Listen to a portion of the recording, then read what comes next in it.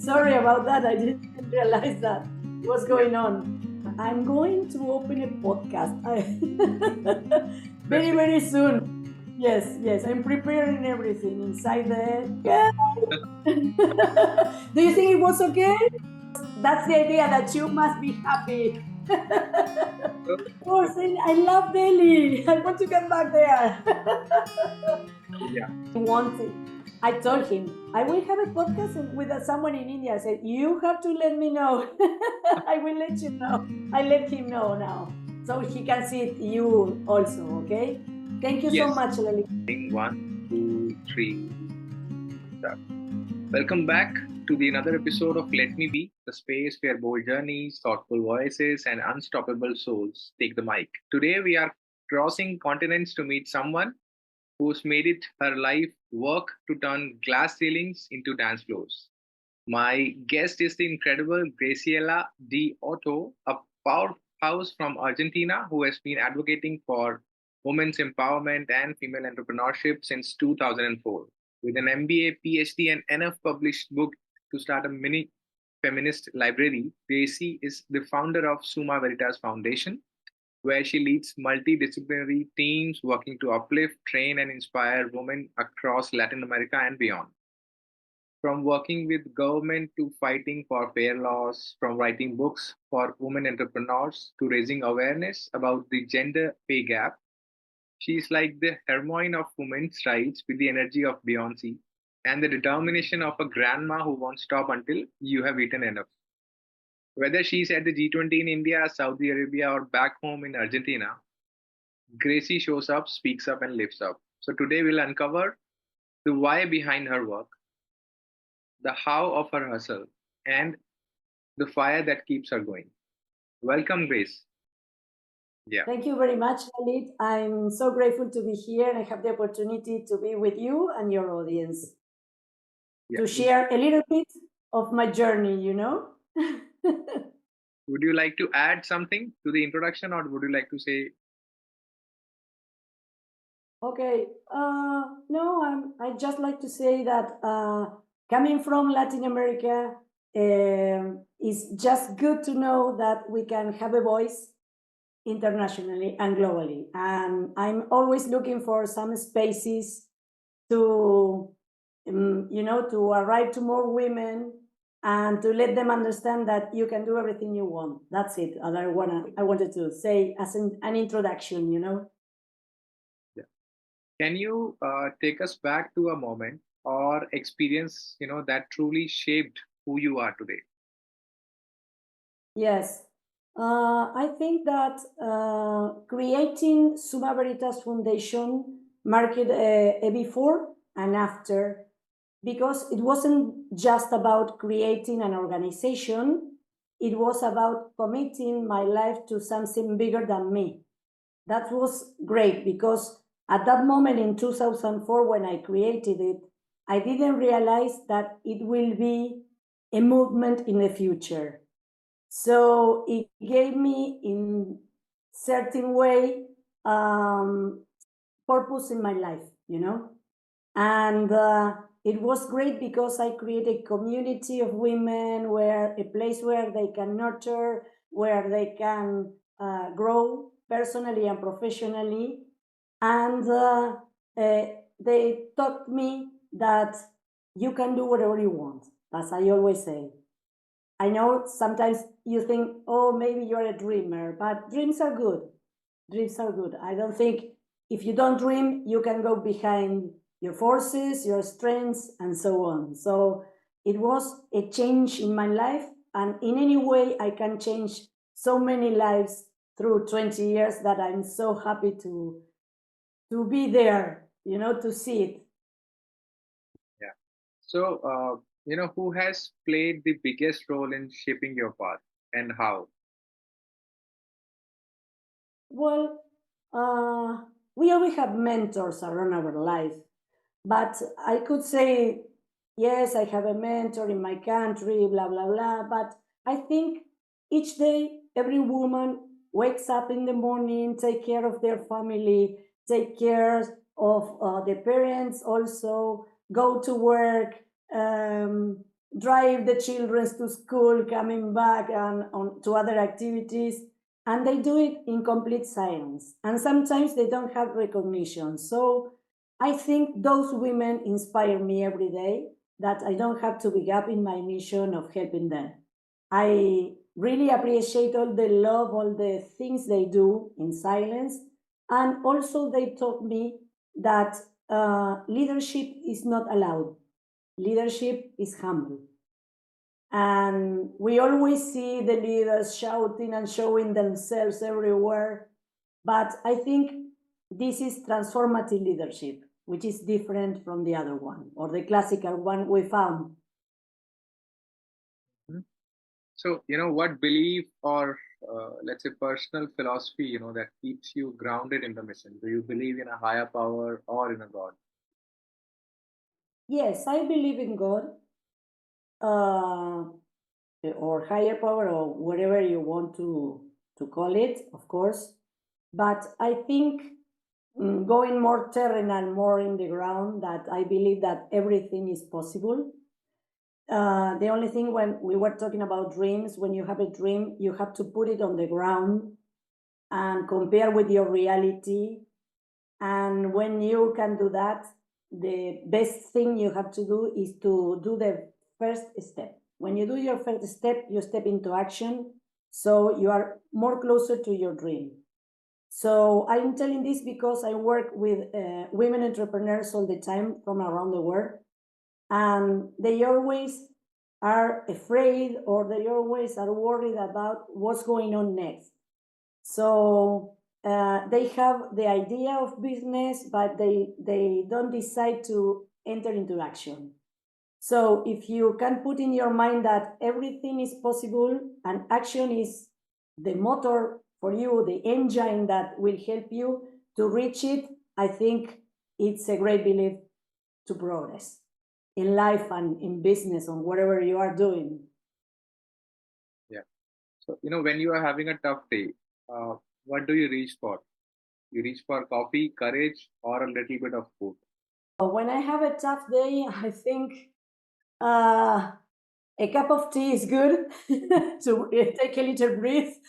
But I return to my why, because I think that passion is very important. And when you have the lucky to do whatever you are passionate about, like me, I had to return to my why I'm doing this, why I decided to help women, and that's good. And an exercise which is very important also is to come back to your first step. You come back and say where you were there and where are you right now, and you will see that you progress a lot in spite of challenges. Challenges are not bad. Challenges teaches you and helps you to grow roots on what you are doing. So we all have challenges. The difference is the way we look at them. I think so. Yeah. So the name of this podcast is Let Me Be. What does that phrase "Let Me Be" mean to you, personally or professionally? I think let me be. Oh, you make me think. Mhm. Let me be is the freedom to live according to your own values and to your own truths. I say this because it's important that you can do what you believe is good and right for you without constantly seeking someone approval. You know what happens with women usually? We are instinctively seeking for approval from our parents, from our husbands, from our brothers. And I think if you can respect your own path, even if others don't understand it, is good. So often people criticize or judge, and those people are those who stays in their comfort zone. You know, the comfort zone, we have three stages. So it's not bad if you're in the comfort zone because you feel secure. But if you have a strong idea inside that you can to move, for example, I usually listen to the entrepreneurs and they say, I am working and I'm working well, but I hate my work, my job.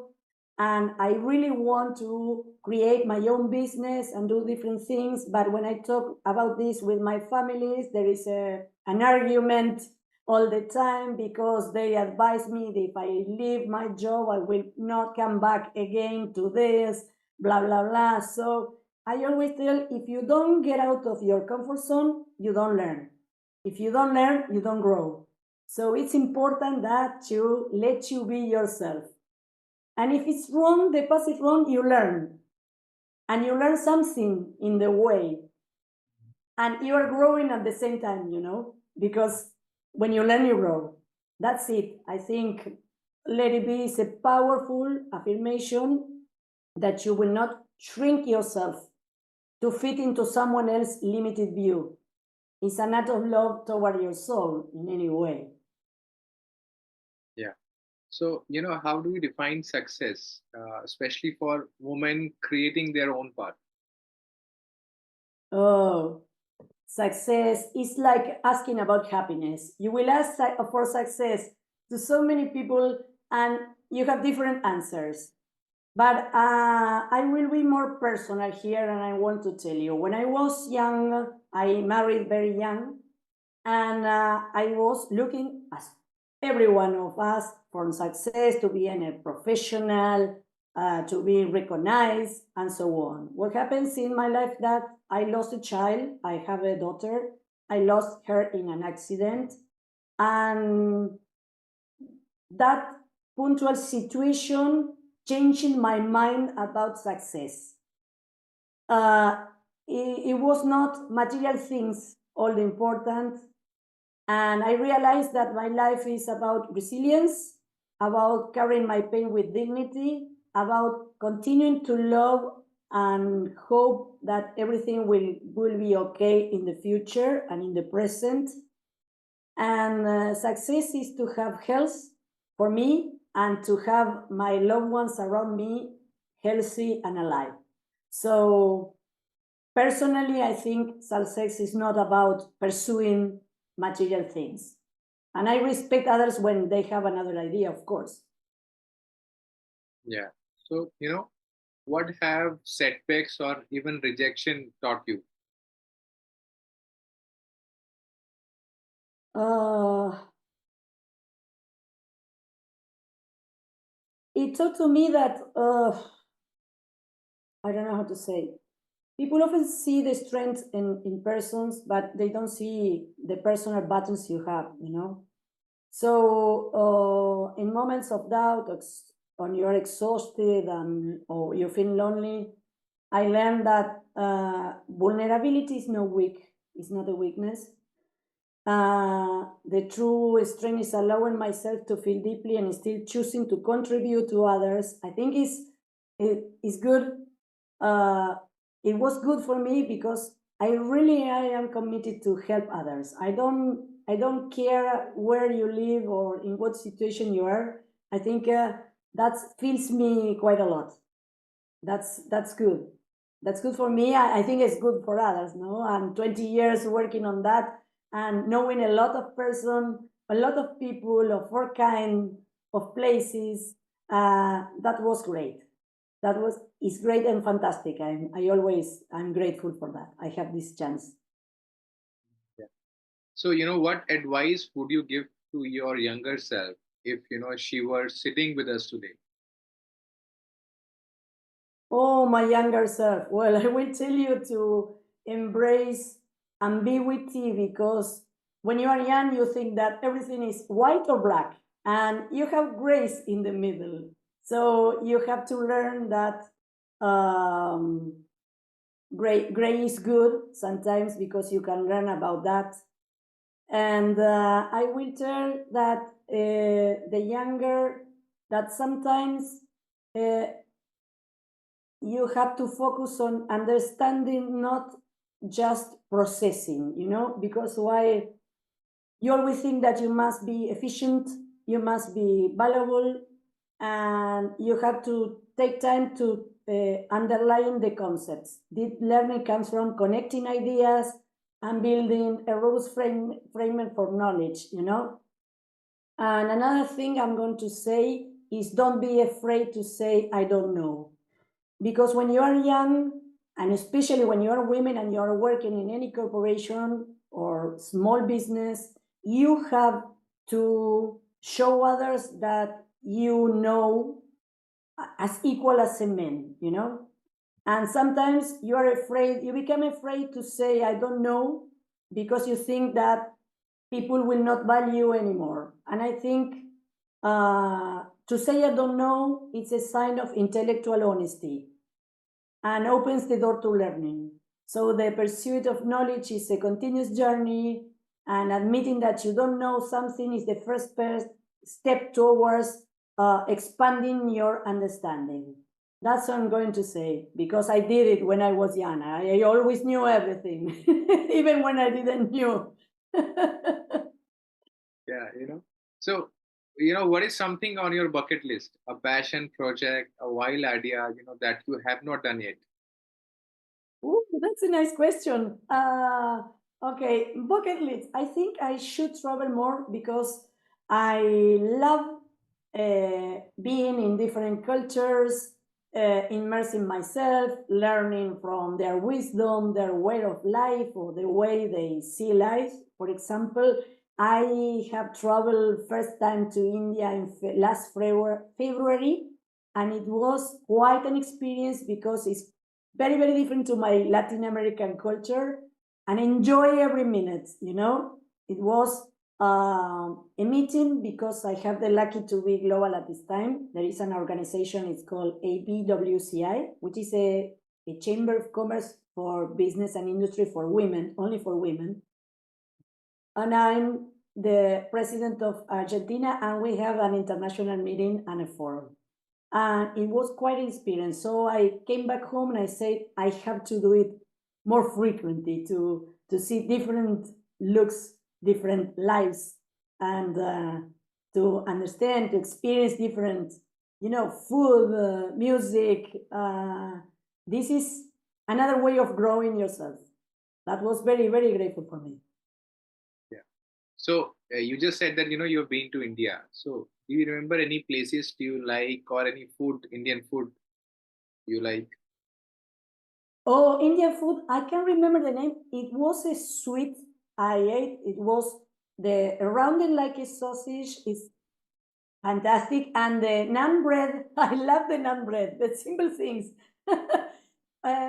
The Indian food is very spicy for us in Latin America, so it was very difficult for me to eat at the beginning. But I had the experience to live in an Indian house with a family, and this was fantastic because I live like an Indian, during 10 days. That was a fantastic experience. So, any plans for coming back to India again? Oh yes, I like to because I only was in Delhi and in Agra, and I really wanted to know more places because Indians told me that you had, I think, if I don't say wrong, 23 states 29. and 29. Okay, sorry. 29, and everyone is different. So I say, whoa, I have to learn more about that. Because the music is nice also. So it's just, it was a fantastic idea. I really want to return. Also, I want to go to Japan. I've never been in Japan, so maybe someday I can do it. Okay. So, since you like traveling, how many countries you have traveled? Would you mind sharing? Yes, I've been in, okay, almost all Latin America's country because they are nearby home. I've been in USA always, so many states in USA. I've been in Europe several times. For Argentinians, Italy and Spain is we always travel there, but I also have been in Germany and so on. I've been in Egypt, South Africa, and not many places from Asia because it's very expensive and very far for us. But about India, and I've been in Vietnam, Singapore, and in Dubai. So very mixed. That's the good to speak for women. They invite you to go to do some Yeah. speaking, and it's good for me because I can learn a little bit about their cultures. I'm very fan of that. So, if you could change one thing in the world with the snap of a finger, what would it be and why? Oh, that's a hard question. I think we need to change a lot of things, but if you ask me for a word, I think indifference, because uh, there is deep indifference that so often governs our society. Indifferent about the care for the earth, about the care for each other, or for future generations. I think we need compassion. We need to avoid so many conflicts we have around the world and try to be better. Mhm. That's simple. Yeah. But the difference is very hard. So I want you to describe, your vision for the woman you serve, the work you love, or the world, you want to leave behind. Well, my vision personally, I think I do a lot of things. I'm hyperactive. I do a lot of things at the same time. I write books, and I'm going to open a podcast That's very, very soon. Yes, yes. I'm preparing everything inside the Suma Veritas offices. So we are going to have ladies podcast very soon. But in spite of that, I think personally, I like to have more time to read more books and to learn more languages. I like to speak more languages because it's easier to you to get inside the other culture if you can speak each other. And professionally, I'm very happy with Suma Veritas Foundation. We are a small foundation, we are not a big one. And when I created that, I never imagined that I could be as I am right now in the UN. Suma Veritas has a special consultative status with the ECOSOC in the UN. But we are now at the point that we are getting global. We are opening some places in Ecuador, in Canada, in USA, and in Dubai. So for me, it's another challenge, and I think is good because I created Suma Veritas in honor of my deaf daughter. So I don't want that it finish with me. I want that it can be after me. That's it. So you just said that you love learning languages. So how many international languages do you know? Well, my native is Spanish. I speak English. I studied Italian, and I studied, can you believe, a little bit of Japanese, which is very, very difficult. I think it's one of the difficult language in the world. I think too. I don't know because, but Japanese is terrible because you have all the Chinese signs and also they have hiragana, katakana, and I say, oh my god, what I'm doing. And we don't have a big Japanese society in Argentina, so I can practice. So you forget everything very quick. That's a problem, and it's very difficult to learn. But I did it during 4 years, and the day I did my exam, the last exams, the teacher told me, "Congratulations, you now can speak with a kid of kindergarten." Okay. You see, kindergarten, I said, "Oh my god." That So was in very Argent- fun. yeah. So It in was your place, frustrating. You speak 4 years, study 4 years, and you studied very hard and say you only can speak to kindergarten guys. in Argentina, the native language you said that is Spanish. Spanish. Okay. Spanish. I thought it is Portuguese. No, this is Brazil. This is Okay. our neighbor country. They Okay. speak. They speak Portuguese. We speak Spanish. But both the language are similar to each other? I mean, Portuguese and Spanish are more or less similar, and just Uh, no, the verbs are different. The pronunciation is different okay, okay, because okay, when after Colón came here and discovered the Americas, the Spanish conquest our place, and Brazil was conquered by the Portuguese people. okay, okay. It's the Understood. only country in South America that speaks a different language. Oh, We all speak Spanish and they speak Portuguese or Brazilian at the uh, moment. so, any book you are reading you would like to recommend? Oh, women that run with wolves. It's for women. A very is big, but it worthwhile to read. I think all books are good because we learn everything from them. The wolves. Okay, well, okay. And since you yourself is also a writer, and you've just launched your book called Solo Entrepreneur, right? Entrepreneur. Yes, solo entrepreneur. Because what happens now, I have a new generation of young women, and the wave is to be freelance and to work in different worlds. So they don't have here in South America any book that can guide them to how to open it, how to be a speaker and live about being a speaker, for example. In to be entrepreneur but lonely, not with employees and so on. Yeah. So I thought it was a good idea. I always write books for women entrepreneurs because I'm always, all the time, looking for um, uh, places or spaces where they can learn. So that's why the idea of the podcast. Okay, we had during until COVID, we have a radio program, and during years it was called the irresistible feminine force. And we usually talk about women issues, women problems. Even we have a man that was doing sports, and he talked about the sports on women. That was very strange in Argentinian radios because we play soccer and everything is about soccer, Messi, and so on, here. But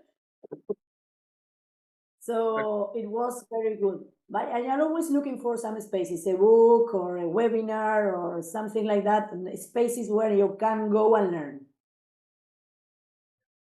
and if you could design a perfect day, what would it look like from morning till night? Whoa, perfect day. Okay. I think morning being at home with family.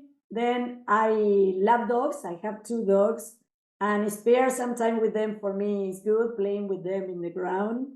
And also, I have meetings with my close friends because, this time we are always rushing from one place to another, and we don't have time to be present.